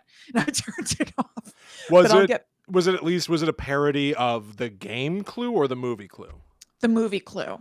They did a parody of the comedy movie Clue? Yes. Wow. So there must be some horror nerds on the staff of Psych because they've done a lot of horror parodies and like kind of weird stuff. It was kind of interesting. So I'll start with Clue. I'm going to be jumping around in time. It's not chronological anyway, so let's start here. The thing that I found out about this episode, which is called 100 Clues, and it's from season 7, episode 8, it was made in the year 2013, is that when they aired this live, you, the audience, could pick your ending for the show as it was airing in real time. And then in real time, somehow they threw that ending onto the episode. What are you talking guessing about? that there was like a commercial break, and when you came back, it was the solution. So the deal is that it was their 100th episode, and people could vote while they were watching the episode, either through the Psych website or on Twitter using specific hashtags about who they thought did it during the episode. So it was a murder mystery sort of thing. And you would hashtag like hashtag Butler Psych or whatever. You know what I mean? Hashtag biographer Psych. And they tabulated all of this stuff and then played the corresponding ending. Not only did they do that, and that's not crazy enough, they did it separately for East and West Coast. Wow. So they played 2 separate endings on the East and West Coast, and because they came to 2 different conclusions. If they had come to the same conclusion, obviously they would have played the same thing. But since they didn't, they played 2 separate endings. That is so cool. It's so crazy. And just in case you don't know the movie Clue well, that's referencing the fact that the movie Clue ends with all these sorts of alternate ways that the crime could have played itself out, which is kind of referencing the way that the board game works. Right. So I read that and I thought it was awesome. I didn't get to the end yesterday, but I'm definitely going to have to. That's amazing. That's such a cool idea. It's incredible. I've never heard of anything like that. Apparently, they also did something like that on Hawaii Five-0. What? I know. I've never heard of this kind of thing before in my life. You know what? We may just not watch, yes, I don't live TV anymore, you and Mm-hmm. I. So why would we really be exposed to this stuff super commonly? Well, I think they also just don't do a whole lot of this because those were the only shows that I saw. Not that I dug into that extensively, but while reading about Psych, it said Hawaii Five-0 also did a similar thing. I don't think it's super common. It might be common now that I think about it, Will. You're right. I think in some network reality TV, I could be wrong, but I think on like The Bachelor, like I don't think that you could guide the action in any way, but I think that there is some sort of audience participation aspect of The Bachelor and or maybe Survivor, things like that. And then on an after show, they talk about the results from what came in during the show. Huh, okay. I think. All right, that's interesting. And now I think about it, I guess they do. You know what? I think they also did that on like The Walking Dead, what's called Talking Dead. Oh, I think that they would have poll questions up and then like what's that guy's name? Chris Hardwick. Yeah, I think Chris Hardwick could be like, oh, okay, so 73% of people think Negan is hot or whatever. Yeah, I get the polling is a little different from actually delivering different material. It definitely is. I guess I'm just going off on a tangent about like live participation and tabulation. Right. Yeah, I think I wonder if maybe TV is, occasionally doing things that are really innovative that I'm not exposed to, I mean, totally possible. I had no idea that this was a thing, and this happened in 2013. That's interesting. So what they did was they shot a total of 5 alternate endings. And so I'm sure they gave there's a limited number of options or whatever for what the ending could be. It would correspond to one of these things. So they aired 2 of those endings when the show aired live. The other 2 were available the next day on demand and online if you wanted to check out 2 of the other ways this could have gone. And then the last one was only on the 7th season DVDs if you wanted to like have a complete view of all the ways this could have gone. I really love that. I love that. The fact that they shot more than they showed on television really tells you that it's true what they were doing because they were willing to let some material not be seen. Yeah, I think so. It's so damn cool. I've never heard of that before. That's fun. So what happened in the show is that like the 2 Psych guys were guests at a rock star's mansion dinner party, and Leslie Ann Warren is there, who plays Miss Scarlet and Clue. Christopher Lloyd is as well, who played Professor Plum, and Martin Mull, who played Colonel Mustard. They're also involved in this. Wow. And unsurprisingly, people keep dying off. And so it's a murder mystery thing. Christopher Lloyd says Great Scott at one point, which is confusing to me. Yeah. He has a weird ponytail that has like a weird edge curl in it. His look is perplexing. Maybe he just wanted to have a little bit of fun. Right. And hang on. Okay. You know, I also think that Christopher Lloyd was on Fringe and or House. I think maybe on House he was like an aging rock star. Wait, Will, why don't you say that again? Because I think that Crumbs was still barking when you were saying that. Oh, I'm not really saying it for the show. I figured since we're waiting anyway. But yeah, I think he was like an aging rock star on House, and he was actually like really good, I think. And it was like sad and interesting, and yeah. Well, I mean, that's funny because he had kind of an aging rock star vibe in this, because it's a rock star's mansion. And I think, if I remember correctly, Christopher Lloyd was his biographer in this. He had written a book about this guy. Yeah, I wonder, supposed to be some like really big band, like Rolling Stones-esque or something. Yeah. I wonder, you know, Christopher Lloyd, does he really get to sort of play like roles anymore? He always has to be saying Great Scott, you know? Yeah, I don't know. I'm not sure. I know that he was in something else recently on TV that I heard about that I didn't watch. I'm not sure. Maybe he just likes saying. Movie. Say that again. He was in like a serial killer movie in the last few years. What? Did he play a serial killer? I don't know. I think he might have. I think he was like a serial killer mentor to a kid who was like, I might be a serial killer too. Oh. Or like a psychopath. Oh, something weird. Like that. Yeah. He also created Modern Family. Did you know that? What? No, I did not know that. Yes, he's been raking it in. Wow. All right. Isn't well that done, weird? Christopher Lloyd. Yeah. I know. Good on him. Way to go. Yeah, no, he was in a movie called I Am Not a Serial Killer. Oh. In 2016. Yeah. Yeah, I think I heard okay things about it. Huh. Yeah. All right. All right. Okay. So, moving on. Let's talk about the episode titled Lassie Jerky. And this is in season 7. It's episode 3 in 2013. So this is a Blair Witch parody, kind of found footage style episode where the gang, so it's like two dudes who are kind of partners together in their business called Psych, which I think is weird, but fine. And then they team up with like a couple of cops or detectives a lot of the time. So the four of them head out to the woods to make a documentary about finding Bigfoot. I'm not sure why. Maybe it's one of those things where like it's one of their passions, but it never came up before or something like that. Right. So they head out into the woods with a handheld camera. One of the cops does an I'm so scared, but says I'm so cold.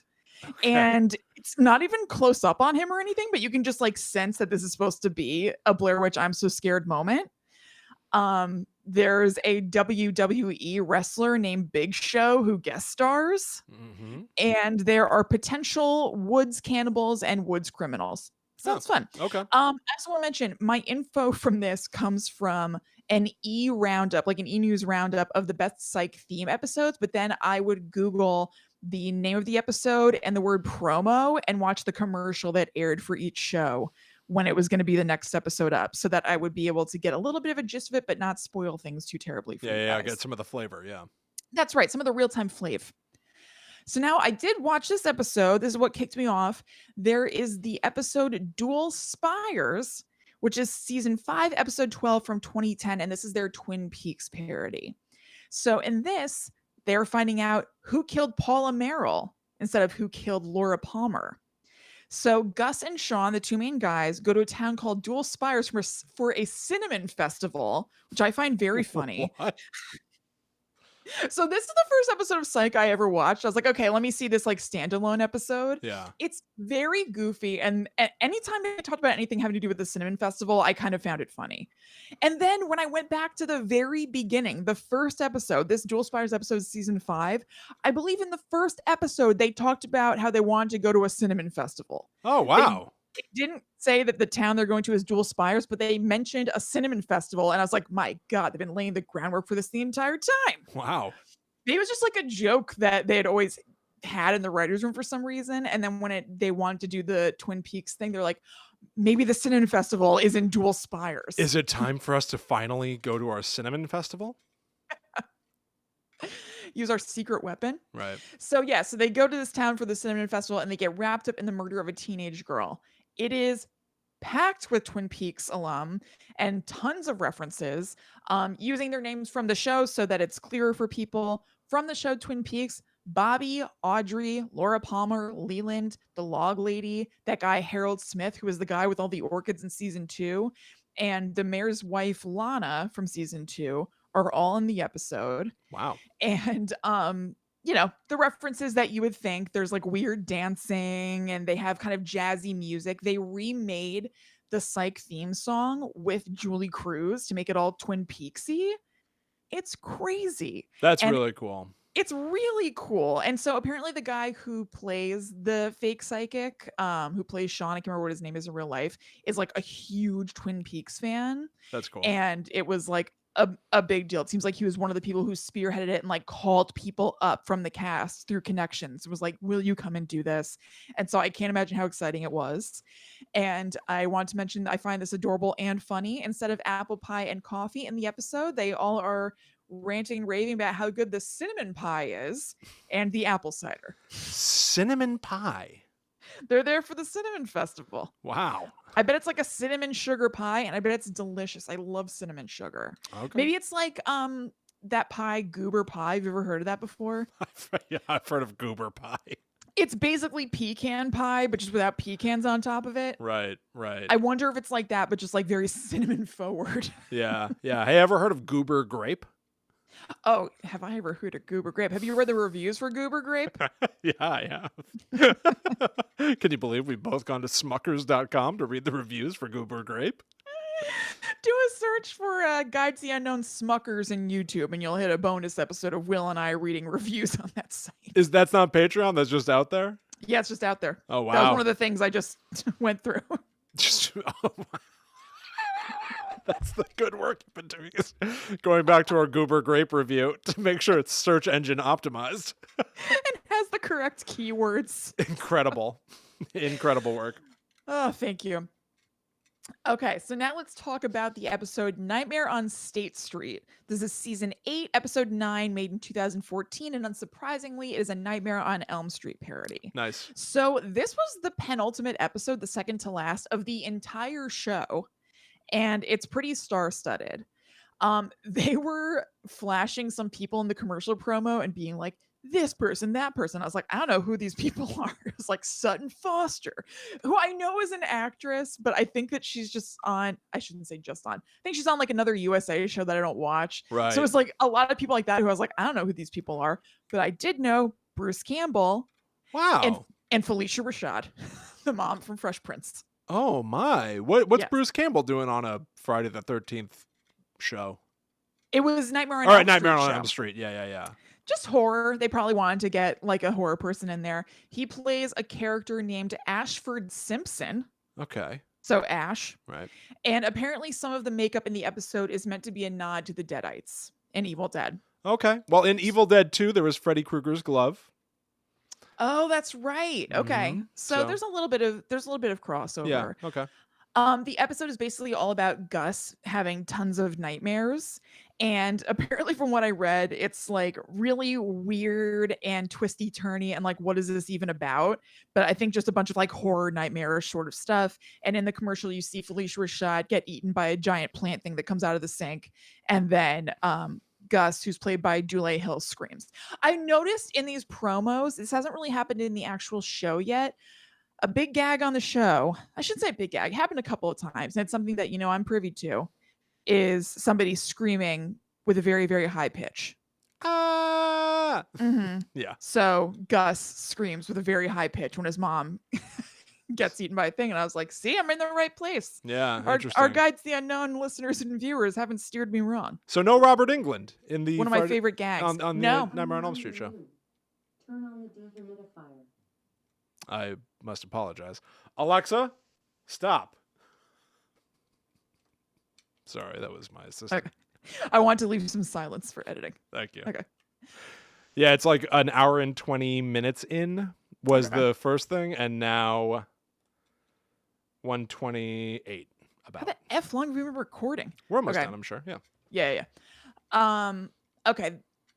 So the next episode I'll talk about this is so weird. I'm really just going to touch on it, but I was like, what the hell is this? Like, it seems like it genuinely is awesome to work on this show because it was a hit. Maybe you've gotten the trust of the audience and you can kind of do whatever weird stuff you want and they kind of get your vibe already. So they'll go with it and the network is willing to go with it. This episode is only horror adjacent. It's really a Harry Potter thing.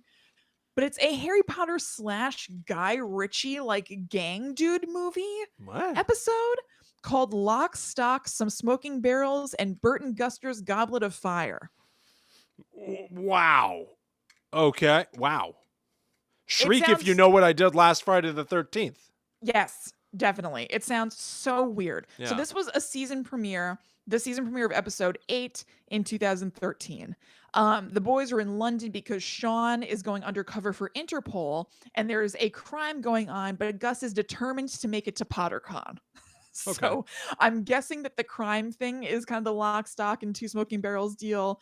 And then everything else is PotterCon stuff. And then also horror friend Carrie Elways. How do you say it? I can never say it. Carrie Elways is in it?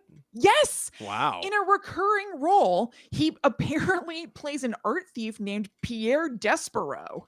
Huh. And I wrote, what is this show? Yeah, what's happening? Like overall, Carrie Elways is playing a recurring role as an art thief named Pierre Despereaux. That's pretty What? wild. Yes. There's a lot going on there. Definitely. It's action packed. Now let's move on to their Friday the 13th spoof or parody. Tuesday the 17th. This is season 3, episode 15 in 2009. And in this episode, Gus and Sean go back to their old summer camp, Camp Tikihama. And it is, I don't know why. And it's been turned into a murder mystery theme camp. But the game turns real, and What? there's a real murder going on while they're there. No. No, in the promo, you say that there's a killer who has a bag over his head and X's over his eyes. So this is kind of a reference to Friday the 13th part 2, where Jason has a bag over his head. But it's also, I'm sure they intended it just to be that. But I was like, I feel like killers with bags over their heads are a thing. Yeah. So I Googled it, and there are a lot of bad kid killers. There are the bad guys in The Strangers. There's that movie, The Town That Dreaded Sundown, Mhm. the movie Trick or Treat, kind of The Orphanage or El Orfanato. I'm disturbed by a bag over the head, it turns out. I know, find that it's scary. It's lumpy. It's hard to understand what's under there. Yes. Yeah. Yes. I'm surprised, but my reaction to all these pictures that I found, and these are in the show notes as well, was like, ugh, ugh, ugh. I Yeah. don't like a killer with a bag over its head. So the final episode of Psych that we're going to talk about, that parodies horror, is called Here's Lassie. And it is season 6, episode 11 from 2012. So Lassie is the nickname, apparently, I haven't come across this yet, of Officer Lassiter. Okay, he I was and gonna Sean ask. kind of like, yeah, it's not the dog. I know when I saw it, there are references to Lassie or Lassie in the title of things a bunch. And I was like, what is this? But it's, I guess it's how Sean mocks Officer Lassiter by calling him Lassie. Okay. So Officer Lassiter moves into a new condo and he ends up going mad like Jack Torrance. This one seemed crazy from the promo. I mean, I really want to watch it. This is so weird. And it like made me, it was pretty funny. There's a shot of like the Shining twins down a long hallway and they both have his face on them. Oh. I had to like pause YouTube and like scooch around and they both have like a grown man's face like, "Ugh." And at one point he plunges a knife through a door like The Shining and Gus is on the other side of it and Officer Lassiter is like, wow, this door is really solid, because he like gets kind of through but like not all the way through like in The Shining, and Gus is like crying and scared, but he goes, I think it's oak.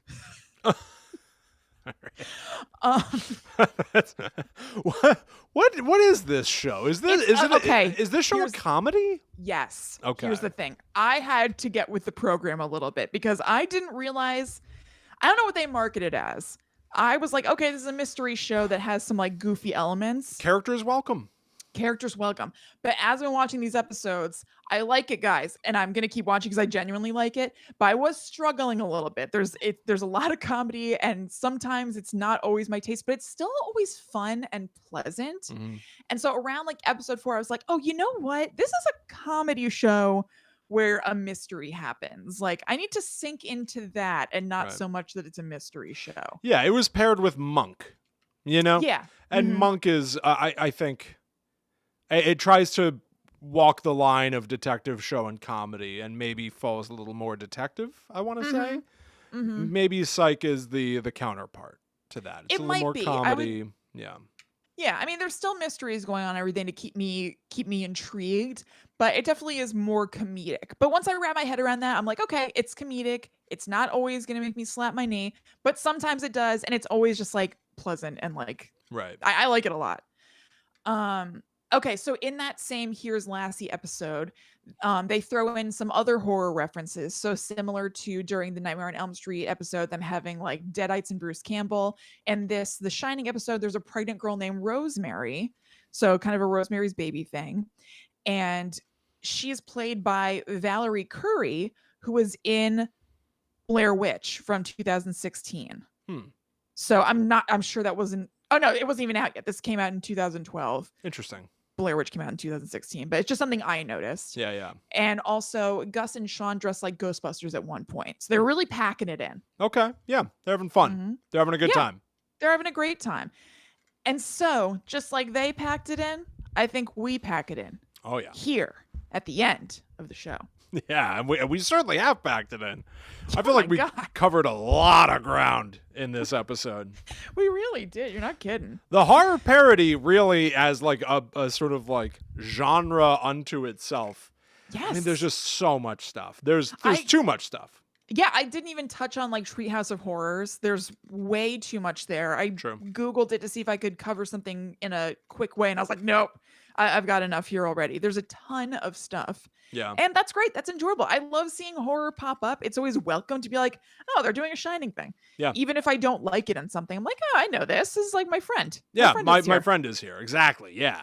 I Mhm. know that Freddy Krueger was at least somewhat recently, last year, was on an episode of The Goldbergs, that 80s that 80s themed show Yep. on like ABC or something like that. Mhm. And it might be the final time that Robert Englund plays Freddy Krueger is on that TV show, which I is mean, not impossible. I hope not. kind of interesting. Yeah. You know, I think I had a dream about Robert Englund the other night. Oh God, Will, that's Not about Freddy good. Krueger, about Robert Englund, the actor. Yeah, but still, what if life imitates art and he's worming his way into your dreams? Then I get to hang out with Robert Englund someday. I straight up think that it was like we were on a movie set. I was like, so how you doing, Robert? I think I was All over right, at pretty his sweet. house for some reason. I don't know. My dream is such a twisted, Yeah, my my dream psyche is a really twisted place. All right, everybody. Well, we are now at the end of this week's episode of Guide to the Unknown. Thank you all so much for hanging out with us. If you enjoyed the show, now is the time to go leave that review on Apple Podcasts, Stitcher, even Facebook, or Podchaser. If you leave a review right now on Podchaser, find a link in the show notes. They're going to donate 25 cents to Meals on Wheels. So yeah, really we'd great time to do that. Super appreciate it. And plus, you get to do something good. The same kind of feeling applies to going to tpublic.com/user/GTTUpod and getting yourself some merch, which we will then donate our proceeds from to Dine 111. So you get something, but you get to give something as well. Yeah. I guess and- you don't really get anything by leaving us a review. I guess it's not the same. well, but we might respond to it. satisfaction, We might respond to it. We might read it on the show, just like I'm about to read Grace's review on Apple Podcasts, where they said, so much fun. These two are adorably spooky and cute in all the best ways. I'm thoroughly enjoying this podcast. Even if the specific topic doesn't necessarily pique my interest, listening to them talk about it is entertaining in itself. So Oh, thank that's you nice. very much, Grace. Thank you, Grace. That's nice. And to everybody who may Yes. end up reviewing the show. Absolutely. It means a lot to us, and it also helps other people find the show. So it's very, very appreciated. Yeah. If you need more Guide to the Unknown, here are some things that you can do. Follow at GTTUpod on Twitter, Facebook, and Instagram. You're going to get links every time that we are releasing something brand new on places such as patreon.com/user That's wrong. Patreon.com/GTTUpod. If you back us on our Netherworld Warrior level, that starts at $4 a month. And what it gets you access to is more than a dozen exclusive shows. Some of them are podcasts that are made only for our Patreon audience. Sometimes there are bonus audio commentaries. We've got Scream 1, 2, and 3 commentaries up there right now. Sometimes I think in the past we've played a video game and done like a horror video game stream up there. There's so much bonus material on patreon.com/GTTUpod that you can really dig into that if you need more of us once we sign off here. Yeah, that's right. And all of it over there is in video format and audio. So you can kind of choose your own adventure and take it in however you want to. Mm-hmm. You can also join the party with us over on facebook.com/groups/GTTUpod. You can talk back to us. You can talk with other listeners and viewers like yourself. In posts over there, share what you've been up to. Share moments from the show you like, things that you would like us to cover in the future, horror news, anything you want. It all goes. Facebook.com/groups/GTTUpod. That's right. And if you want to get in touch with us, you can always email us at gttupod@gmail.com. Yeah. You can also find us everywhere on social media. I am at Chillin' Kristen on Instagram, Facebook, and Twitter. And I am the Myth Traveler. So thank you all so much for hanging out with us this week. We'll be back next week to talk more about weird, wacky old stories. But until that time comes, we must travel. Back to the netherworld. Go we. And now we're gone. Boom. We're out of there. We're gone. Yikes. What's up, everybody? Now I'm going to... Hell of a check out show. the chat, Party too. time. Bobby says Dr. Pickle and Mr. Pride got him good. Dr. Pickle and Mr. Pride. I misremembered it as Dr. Pringle mid-show. I was like, oh, did that dog turn into a Pringle or whatever? Yeah. I guess at some point I said a character is farting now in a horror movie. I don't know. Luke points out no Shaun of the Dead mention. Now, this is interesting. The title Shaun of the Dead is a parody of Dawn of the Dead. The events of Shaun of the Dead, I think, are flat out a horror comedy. The events of Shaun of the Dead don't parody zombie movies. They are a zombie movie. Yeah. And so that is why it didn't get a mention. Other than that, I love Shaun of the Dead so Yeah, much. it's great. Shaun of the Dead came out at the same time as Land of the Dead. There's like 2004 or something like that. And it was like zombie palooza around that time. And Shaun of the Dead, I think, maybe falls into something of the Mel Brooks love letter camp. But I don't think it's really an overall parody. They might poke fun here and there, but it's like a standalone damn good zombie movie. Yeah, totally. Hey, Karen, I'm glad you made it. Hello. Mom wants Hello. to know if you got your bagels yet. That might have been why Crumbs was barking during the episode.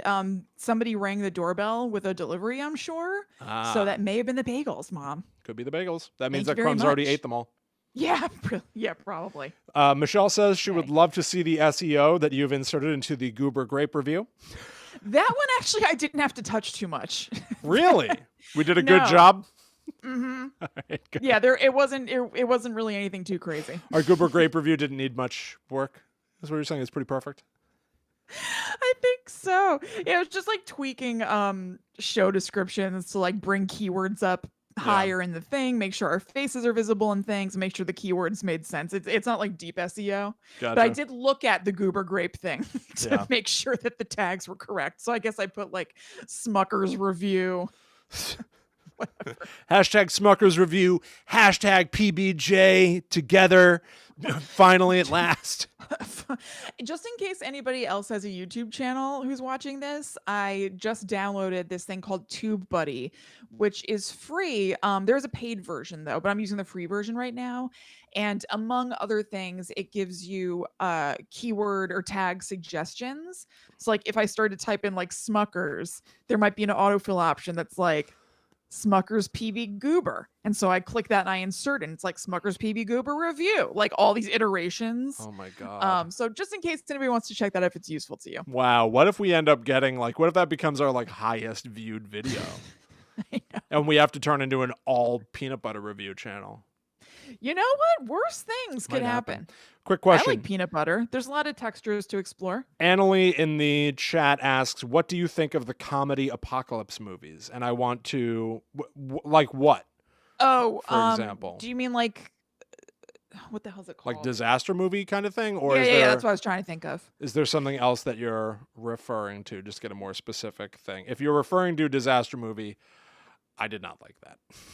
You know what I was thinking about while you're talking? That it's more like an action movie parody or something, but that movie This Is the End that came out a few Right. years ago. Yeah. I think I liked that movie. That's the Seth Rogen. Yep. Yeah, that I think is that I think falls more into the sort of Shaun of the Dead kind of camp for me. I think it's a comedy movie about an apocalypse to a certain extent, but it Okay. definitely goes way more like comedy and insane. By and large, I really don't liked remember that it. movie. Yeah. I just remember I feel like I liked it. I don't remember what happens in it really. except for, like, Okay, my- yeah, Annalie points out this is the end, and Oh, okay. and World's End, which is the end of the Blood and Ice Cream trilogy that started with Shaun of the Dead. Oh my god, I was looking for that streaming the other day because for some reason it hit me that I've never seen it. Oh, really? And yes, and so I was searching for where it's streaming, and I don't know if I got off track or what, but I haven't watched it. Well, your search ends here. It's right upstairs. Come on over. Oh, great! I can't dare come you. over- No, damn it! Yeah, no, I've got it. I like World's End. I Yeah. think got a lot of flack, World's End, because it doesn't live up to Shaun of the Dead, but not many things can. Shaun Yeah, of the Dead is totally. incredible. Hot Fuzz is really good. I love Hot Fuzz. I like Hot I Fuzz really quite a bit. like the Edgar Wright, Simon Pegg movies. I think Yeah. they're great. So do I. Yeah, really like World's End. One other thing that I want to point out, because it came this afternoon after like a month. It took me like a month to get this in the mail. I just received today in the mail my Knives Out Steelbook Blu-ray. Cool. This sucker was a Best Buy exclusive, sold out, couldn't get it, marked up for like $70 on eBay. I found an obscure steelbook reselling website, and I got this for $40. Nice. I'm not telling you the website because I don't want to ruin it. I got it. It's mine. Knives Out was one of my favorite movies of whatever year it came out, whether it was this year or last year. I don't It was remember. 2019. Was it? Yeah, because it was like Christmas. Yeah, it was Christmas. Yeah, no, it was like Thanksgiving. Remember? Oh, Yeah. maybe. I love this movie so much. This steelbook is themed to look like one that's of cool. Harlan Thrombey's mystery novels. So like the spine of it is supposed to be the spine of one of his books. And then the inside artwork, this is going to be hard to show, but like the inside artwork is that ring of knives. You know what I'm talking about? Oh, I heard something about this. Are you about to say kind of like a trick sort of thing? Oh, I don't know. Okay, on oh god, guys, I'm sorry this is gonna be annoying because it's like not a complete thought. I think not the steelbook, the regular DVD. It comes with one of those plastic sleeves over the DVD case, and that has the circle of knives printed on it. Oh, yes, I know If that. you okay, you know about this? If you take that and you either put it upside down, the plastic sleeve, or you put it on the other side or something, the killer's face is circled by the knives. Right. I love that. That's It's so cool. It's so cool. I want to believe that it's all intentional, of course. I know. I don't that's not this release. That is definitely probably one of the other Blu-rays or something like that. But no, I was really excited to get this, and I was so pumped that it finally came. It took so long to get it, Kristen. It took so long Yeah. for it to show up. But now I've got it. The ultimate Glad it's version here. of Knives Out in my possession. That And you'll rules. never pry this out of my cold, dead hands. I'll put this on a shelf and forget about it for a few decades. Wait, what'd you say? I said I'll put it on a shelf and forget about it for a few Oh, yeah. decades. Yeah, there you go. Anyway, this is a little show and tell. That's awesome. All right, everybody. I think right, that brings guys. us to the end. The end, the Yeah. end. The world's end. This is the end, friend. Thanks again to everybody for hanging out with us. Yeah. Hope you had a good time. I'm sure that we will see you again soon. Yes. And yeah, spread the word. Have a good rest of your night. yeah. Take her easy. Yeah. All right. We'll talk to you later, guys. All right. Bye, everybody. Bye. All right, we're off.